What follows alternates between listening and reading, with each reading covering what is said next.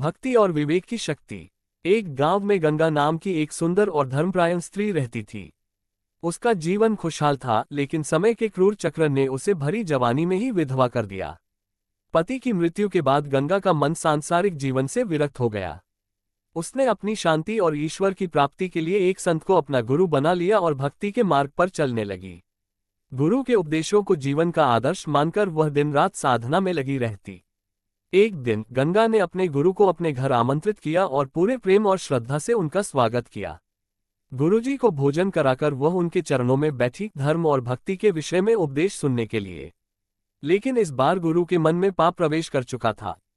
गंगा के रूप और यौवन से मोहित होकर उसने कपटपूर्ण इरादे से उसे अपने जाल में फंसाने का प्रयास किया। गुरु ने बड़े मीठे स्वर में उससे कहा, शास्त्रों में कहा गया है कि शिष्य को गुरु के प्रति तन, मन और धन से समर्पित होना चाहिए। आत्मनिवेदन ही सबसे श्रेष्ठ सेवा है। अगर तू सच में मेरी सच्ची शिष्या है तो तुझे अपने तन से भी मेरी सेवा करनी चाहिए। ये तेरे धर्म का ही हिस्सा है। गंगा ने धैर्य से गुरु की बातें सुनी और उसकी कपट भरी चाल को तुरंत भांप लिया। वह शांत रही, लेकिन भीतर ही भीतर उसने ठान लिया कि वह अपने सतीत्व की रक्षा करेगी।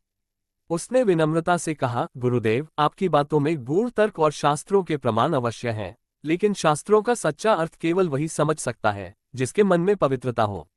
मैं आपकी शिष्या हूं और आपकी सेवा मेरा धर्म है, लेकिन धर्म का अर्थ केवल शरीर नहीं होता, मन और आत्मा की पवित्रता ही सबसे बड़ी सेवा है। गुरु उसकी दृढ़ता और बुद्धिमानी से स्तब्ध रह गया। उसकी कपट योजना असफल हो गई। गंगा ने मुस्कुराते हुए कहा, गुरुदेव, यदि आपके मन में सचमुच ईश्वर का वास होता तो आप मुझसे ऐसी अपेक्षा नहीं रखते।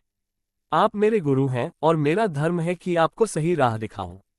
गुरु को अपने कुकर्म पर गहरा पश्चाताप हुआ। उसने गंगा से क्षमा मांगी और वास्तविक भक्ति का मार्ग अपनाने का वचन दिया। गंगा की बुद्धिमानी और धर्म पर अडिता ने उसे न केवल अपना सम्मान बचाने में मदद की, बल्कि गुरु के मन को भी शुद्ध कर दिया। इस कहानी से यह शिक्षा मिलती है कि सच्ची भक्ति केवल श्रद्धा नहीं, बल्कि विवेक से भी जुड़ी होती है। यदि आपको हमारा वीडियो अच्छी लगी तो हमारे चैनल को सब्सक्राइब करें और कमेंट करें। हर हर महादेव जरूर लिख कर जाएं।